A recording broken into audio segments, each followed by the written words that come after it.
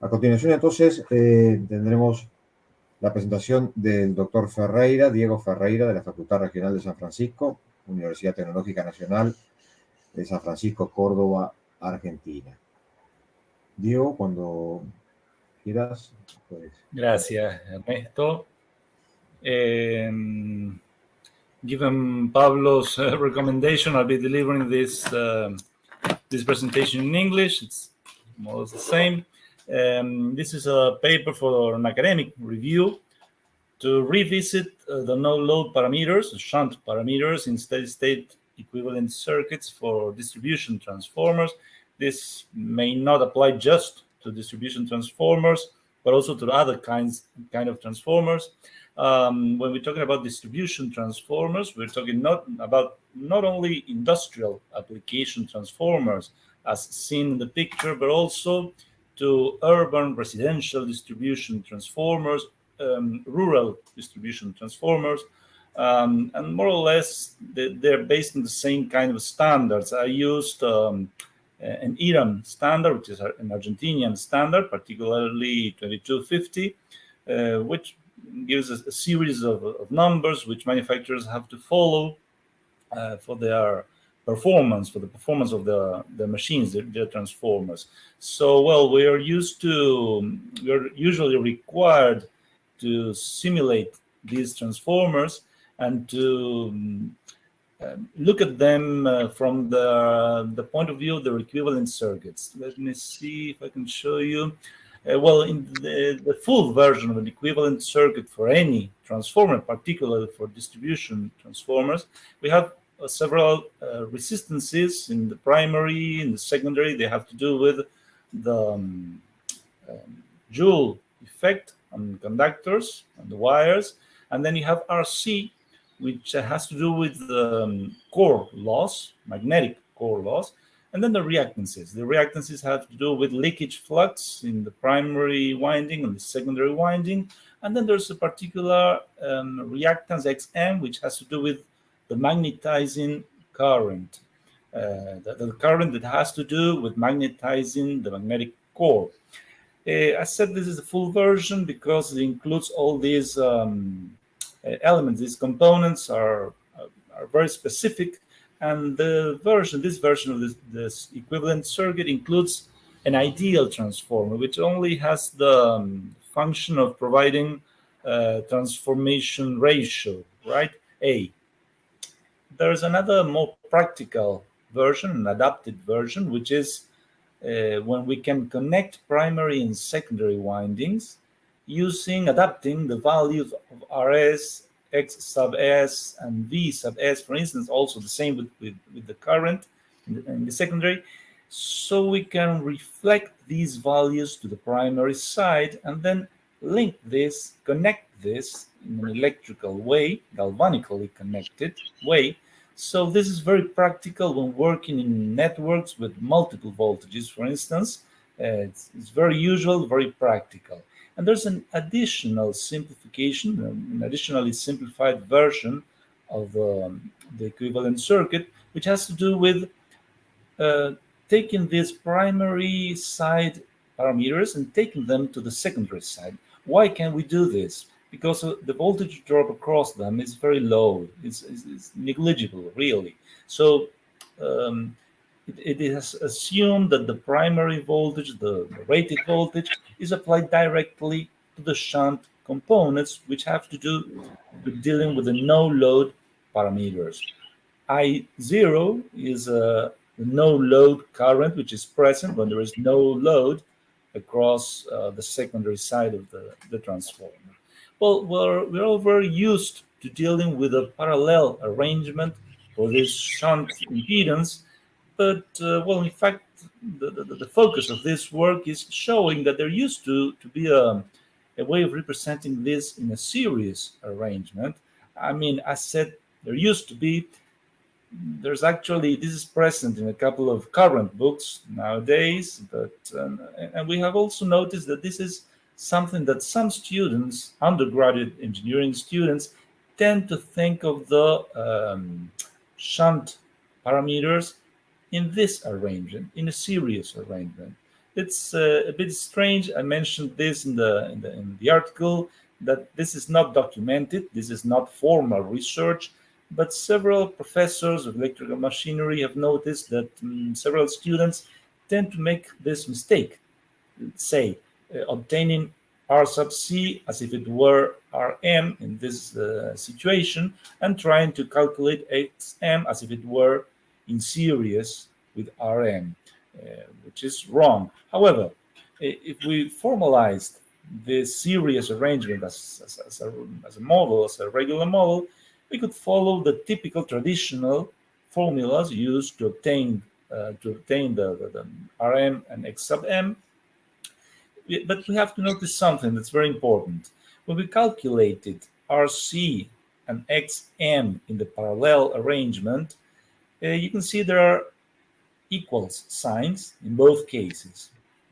And these calculations, they're just based on P0, which is a value that's given by all manufacturers, as well as the primary value, and I0, which, well, it is not usually given by manufacturers, but it is standardized. At least the maximum value is fixed in the standards, it's set there. However, in the series arrangement, in the series version, you can find there is, even in the simplified version, using the same rated values, you can find there's an equals sign here, but there's an approximately equals sign there for the calculation of xm.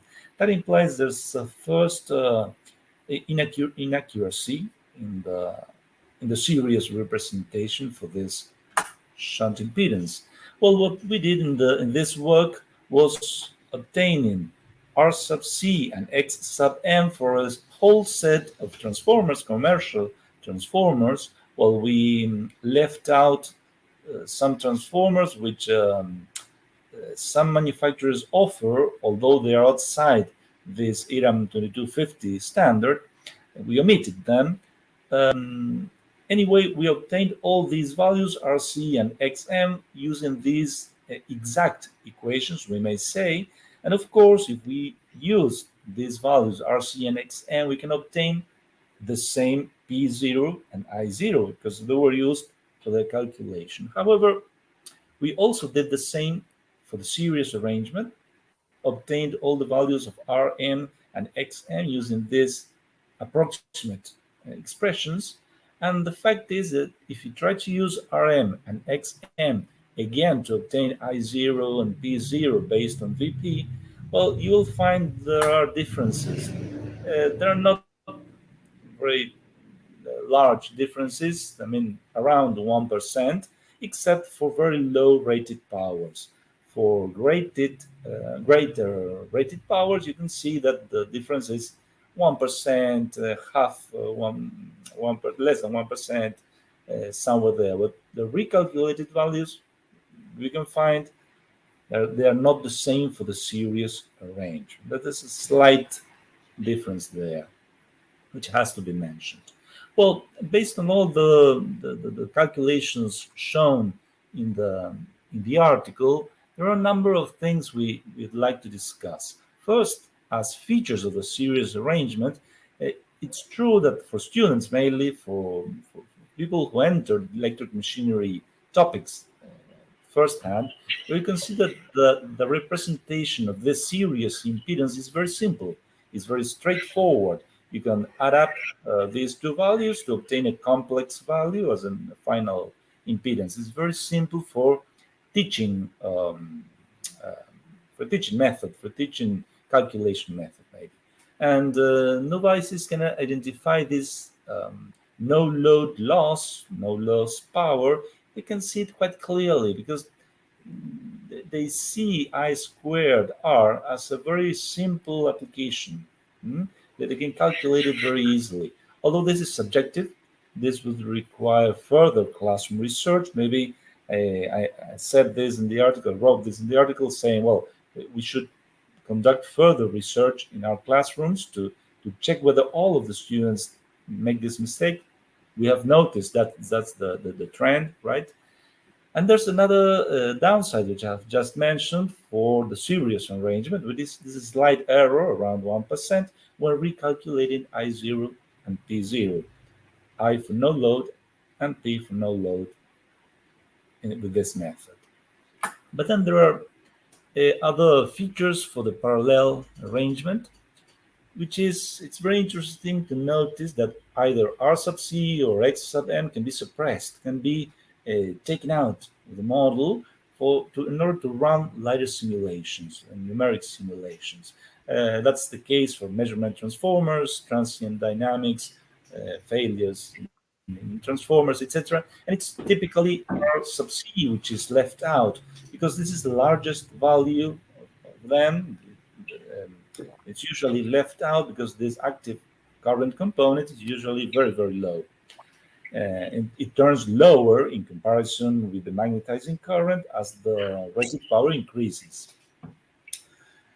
And then maybe if you don't know I0, maybe you have to estimate XM. It's the same for both models, but it's very interesting also to notice that RC could be obtained directly in a straightforward manner from the rated voltage, which is a very simple and straightforward and publicly available information.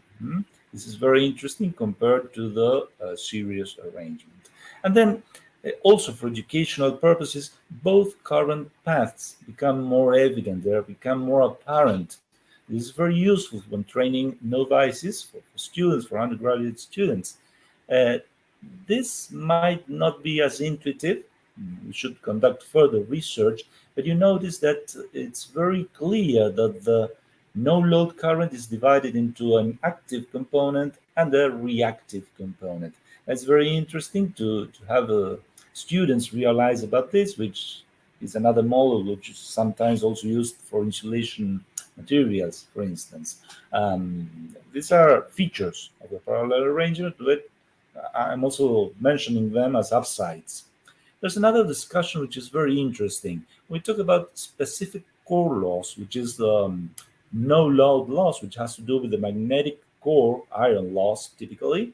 It changes with the thickness. When you talk about the sheet steel we use to manufacture the magnetic core, if we increase the thickness, you will notice that the core loss, of course, will increase. For example, there's about a 40% increase between 0.23 and 0.35 millimeters in thickness when we're talking about only core loss in watts per kilogram. But that can be reflected or represented by RC, but it's not clear to assign anything here in the series arrangement. Only the active component of I0, which is not clearly visible. In this case, the value of RC and the value of IC, which is the active current circulating here, clearly represents this power. We will get to the exciting power, which has to do with magnetizing current.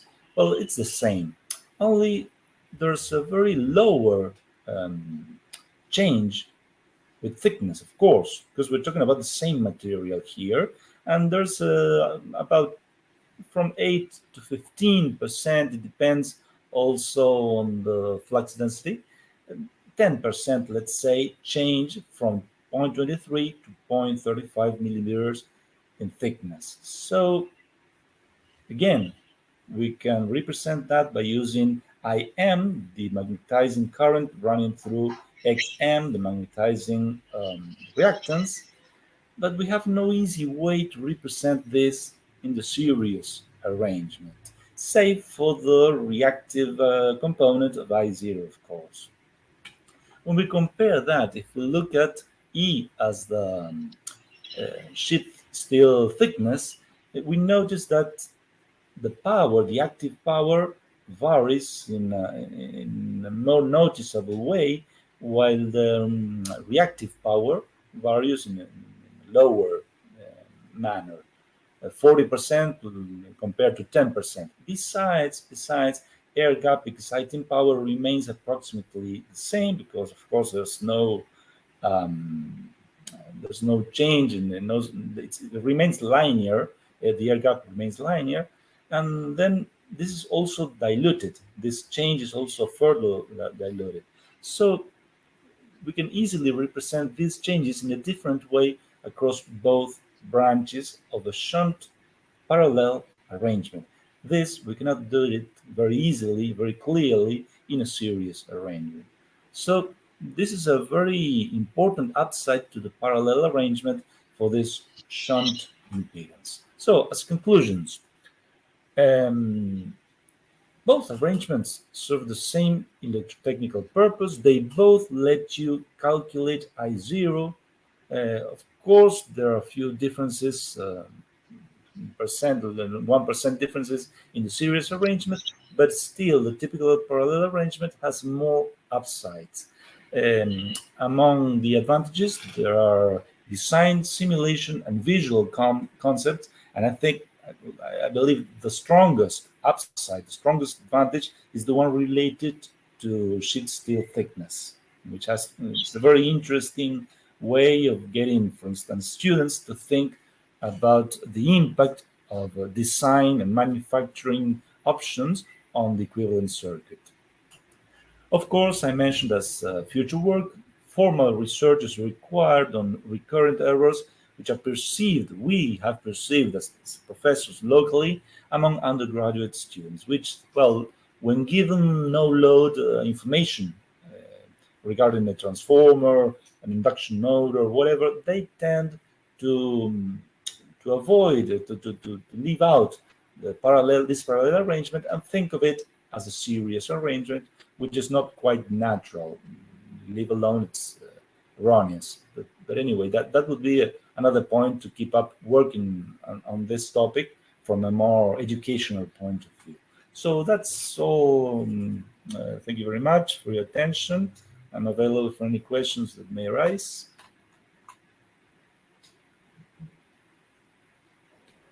Muchas gracias, Diego. Quedamos entonces atentos a las preguntas, por favor, en la sección de Q&A.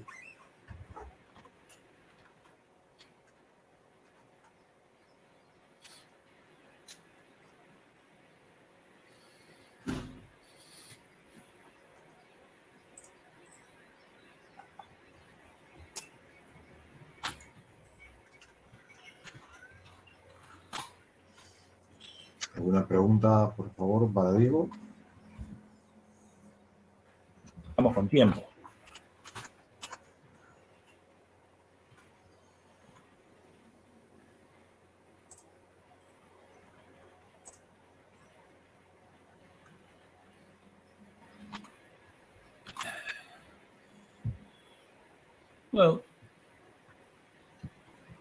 Bueno, entonces, si no tenemos preguntas, Diego, muchas gracias por la presentación. Amable.